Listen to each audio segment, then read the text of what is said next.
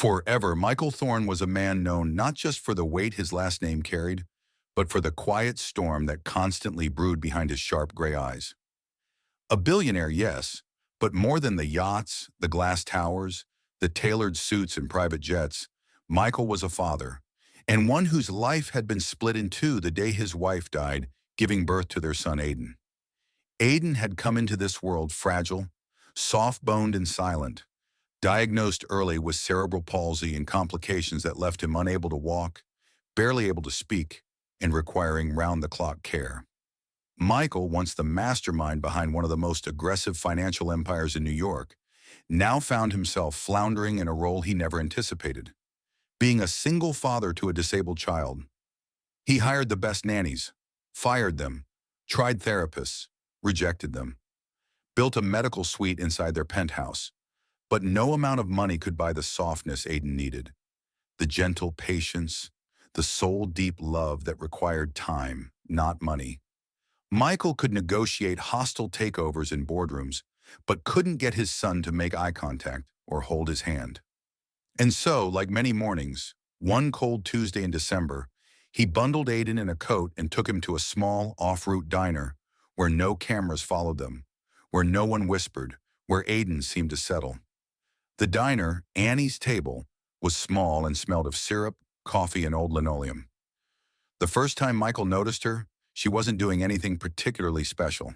She was just working, moving from table to table with her apron folded, notepad tucked into her hand, hair tied up in a loose bun, and sneakers that had once been white. Her name tag read, Cassie. She couldn't have been more than 30, and yet her eyes, hazel with specks of gold, looked like they had seen too much too soon.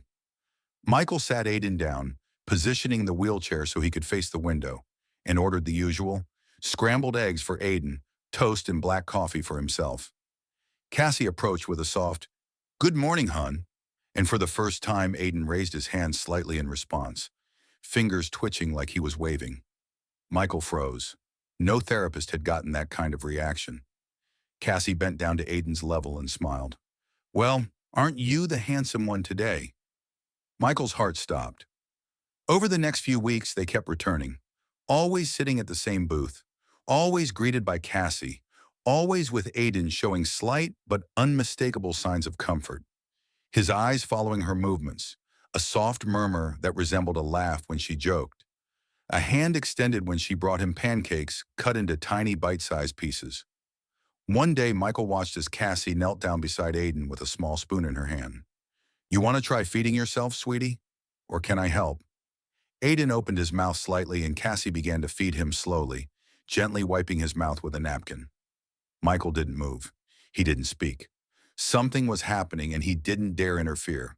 He watched, mesmerized and heart-wrenched, as his son, his little boy who barely responded to anyone, allowed a stranger to enter his world without resistance. Cassie glanced up at Michael briefly and smiled. "Hope you don't mind. I've got a nephew like Aiden. He likes being talked to like he's just a kid, not a patient." Michael shook his head, unable to trust his voice. He stared at her, really stared, and realized he had no idea who she was. Just a waitress in a rundown diner, yet she had done more for his son in 2 weeks than his entire staff of specialists had in 2 years. Curiosity got the better of him. He began to linger longer at the table, watching her, listening. Cassie never spoke about her own life, never complained, never asked for tips beyond the smile she gave every patron. But Michael began to notice things. The way she rubbed her shoulder when she thought no one was looking. The way her eyes sometimes drifted into space like she was somewhere else entirely. The ring of faded bruises beneath her uniform sleeves that no makeup could completely hide. One evening, Michael followed her outside after her shift. Something he hadn't planned. Something that felt ridiculous until he saw her unlock the door to a battered minivan with duct tape holding the back window shut. She slid into the driver's seat, rested her head on the steering wheel for a long moment, and then pulled away. The next day, she wasn't at the diner, nor the next.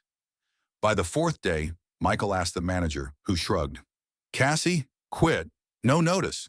Said she had to take care of some things. Sweet girl, too." Michael's gut twisted. He hired a private investigator that afternoon. In less than 24 hours, he had her full background. Cassandra May Whitaker, 29. One dependent, her younger brother Liam, a disabled adult with severe autism. Parents deceased. No criminal record. Eviction notice served last week. 2 jobs, 3 maxed out credit cards, and a restraining order filed 6 months ago against an ex-boyfriend who'd once broken her wrist.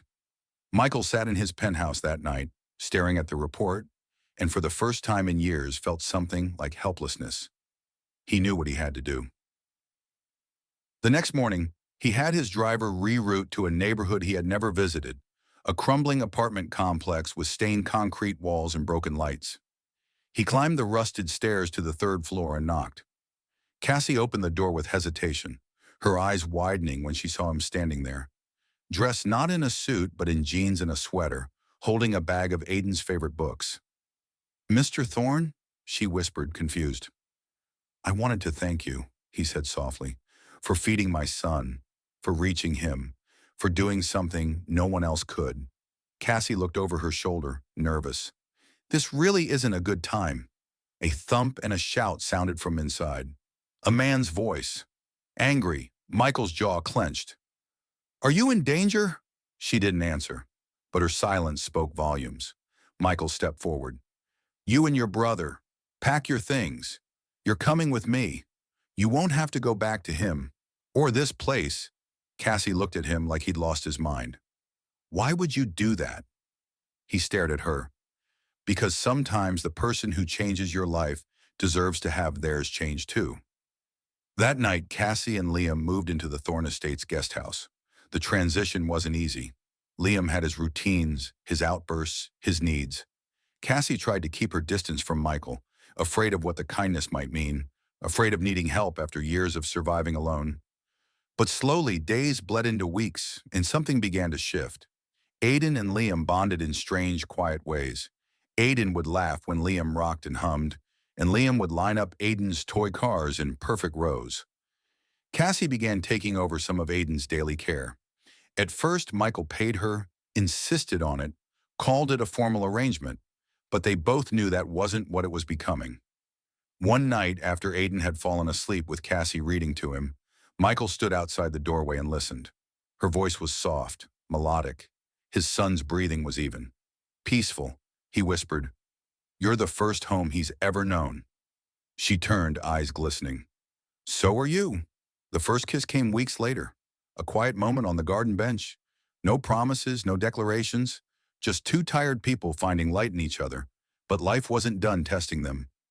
Cassie's ex found out where she was and came storming to the estate one rainy afternoon. Michael wasn't home.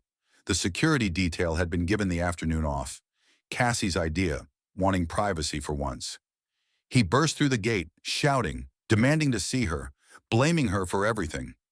Cassie shielded Liam and Aiden, her voice trembling as she stood her ground. But before anything could escalate, Michael arrived. No bodyguards, just him. And the storm inside him made the man back down. Michael didn't shout. He didn't threaten. He just said, "If you ever come near her or her brother again, I will destroy every corner of the world you think you own." The man never returned. And from that day, something unspoken shifted again. Cassie no longer tried to keep a distance. She laughed more, danced barefoot in the kitchen, let Aiden fall asleep in her arms while watching cartoons. Months passed, seasons changed. One spring morning, Michael brought her to the rooftop of the Thorne building, the same place he'd once signed billion-dollar deals, and dropped to one knee, not with a ring, but with a tiny spoon in his hand. "You fed my son when no one else could reach him. You fed his heart. And mine. Will you stay? Not because I saved you, but because you saved us." Tears rolled down Cassie's cheeks as she nodded. Years later, reporters would write glowing articles about the billionaire who married a waitress, about their neurodiverse, blended family, about how Aiden, once unresponsive, now smiled in every photo, about Cassie's nonprofit, helping abused women find shelter and purpose. But none of those headlines ever captured the real story. The story of a man who thought he had everything until he saw a waitress feed his son, and the woman who thought she had nothing until someone looked at her like she was worth saving. Because sometimes the smallest acts change everything. And love, when found in the unlikeliest places, doesn't just transform lives. It builds a home, a forever kind of home.